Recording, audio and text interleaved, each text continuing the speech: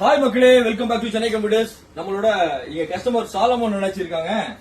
வெளியே எங்க வாங்கின கம்ப்யூட்டர்ல ஏதோ ஒரு கம்ப்ளைண்ட் அப்படின்னு சொல்லி கேக்குறாங்க. அவங்களுக்கான விளக்கம் தான் கொடுக்க போறோம். என்ன அண்ணாச்சி உங்க கம்ப்யூட்டர்ல பிரச்சனை?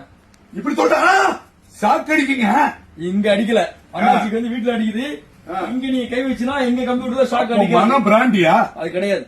அப்படி வாங்க, நான் எக்ஸ்பிளைன் பண்ணிடுறேன். சொல்லுங்க. ஆக்சுவலி கம்ப்யூட்டர் பொறுத்த வரைக்கும் கண்டிப்பா ப்ராப்பரான எர்த்து நிச்சயமா வேணும். நிறைய இடத்துல நிறைய வீட்டுல பாத்தீங்கன்னா எர்த்து சரியா கொடுக்கறது இல்ல. சோ எர்த்து வந்து லைன் இபி லைன் எடுக்கும் போது அந்த கரண்ட்டுக்கு வந்து லைன் எடுப்பாங்க இல்லையா, வீட்டுக்குள்ள ஒயரிங் பண்றாங்க இல்லையா. ஒயரிங் பண்ணும்போது பாத்தீங்கன்னா நீங்க ஊர்ல கிராம சைட்ல பாத்திருப்பீங்க, பின்னாடி ஒரு இரும்பு கம்பி வச்சு அடிச்சு கீழே அடிக்கிறாங்க இல்லையா, தரையில அடிக்கிறது. அந்த எர்த்த சரியா கொடுக்காம இருந்தா இந்த மாதிரி கம்ப்யூட்டர்ல மெட்டல் பார்ட்ல எங்கேயாவது கை வீசிங்க அப்படின்னா கண்டிப்பா எர்த்து அடிக்கும். அந்த இடத்துக்கு வந்து என்ன சொல்யூஷன் அப்படின்னா, சொல்யூஷனே கிடையாது. என்ன பண்ணும், எலக்ட்ரீஷியனை கூப்பிட்டு கண்டிப்பா நீங்க வந்து உங்களுடைய எர்த்தை செக் பண்ணும். இல்ல அப்படின்னா கம்ப்யூட்டர்ல நீங்க பென்ட்ரைவ் மெட்டல் பென்ட்ரைவ் ஏதாவது போட்டாலும் இல்ல மெட்டல் பார்ட்ஸ்ல எங்கேயாவது கை வச்சாலும் கண்டிப்பா எலக்ட்ரிக் ஷாக் அடிக்கும். ஏற்கனவே ஒரு வீடியோ போட்டிருந்தோம், பவர் கேபிள் எரிஞ்சு இந்த வீட்டுல எர்த் லைன் இல்லைன்னா கண்டிப்பா அடிக்குமா? வச்சிருப்பாங்க.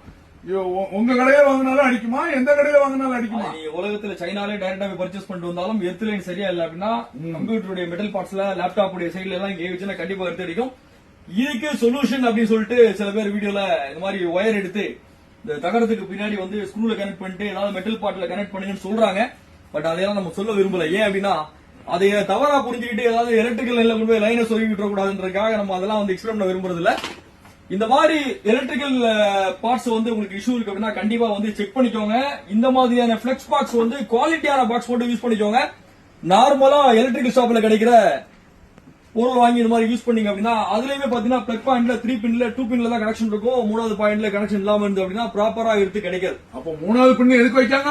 அதுக்கு எர்த் லைன் இருக்கிற மாதிரி எங்ககிட்ட குவாலிட்டியான கம்ப்யூட்டருக்கு யூஸ் பண்றதுக்கான பிளக்ஸ் பாக்ஸ் இருக்கும். இந்த மாதிரி வாங்கணும். இதை கூட அவாய்ட் பண்ணிட்டு ஒரு எலக்ட்ரீஷியனை கூப்பிட்டு பக்காவான ஒரு சுவிட்ச் பாக்ஸ் வாங்கி போட்டீங்க அப்படின்னா அண்ணாஜி காலத்துக்கு ரீல்ஸ் போடலாம். சூப்பர். அப்புறம் வந்து அண்ணாஜி கண்ணீர் போட்டுருவாங்க. சரியா? மக்களே, உங்க வீட்லயும் எலக்ட்ரிக்கல் ஷாக் இந்த மாதிரி பிரச்சனை இருக்கு அப்படின்னா உங்களுக்கு பக்கா ஒரு எலக்ட்ரீஷியனை கூப்பிட்டுங்க. எர்த் லைன் ஏற்கனவே இருக்கு அப்படின்னா அந்த எர்த் லைன் ப்ராப்பரா இருக்கா இல்ல ரிவர்ஸ் எர்த் ஏதாவது வந்துட்டு இருக்கா அப்படின்றத செக் பண்ணிக்கோங்க. அப்படி பண்ணா மட்டும்தான் உங்களுடைய கம்ப்யூட்டரை காப்பாற்ற முடியும். இந்த எலக்ட்ரிக் ஷாக்ல இருந்து நீங்க வந்து வெளியில வர முடியும். சென்னை கம்ப்யூட்டர் எவ்வளவு பொது நலமா அதிபர் எப்படி சொல்றாரு பாருங்க. மகிழ்ச்சி மக்களே, இன்னொரு இன்ட்ரெஸ்டிங்கான வீடியோட சந்திப்போம். தேங்க்யூ. சூப்பர்.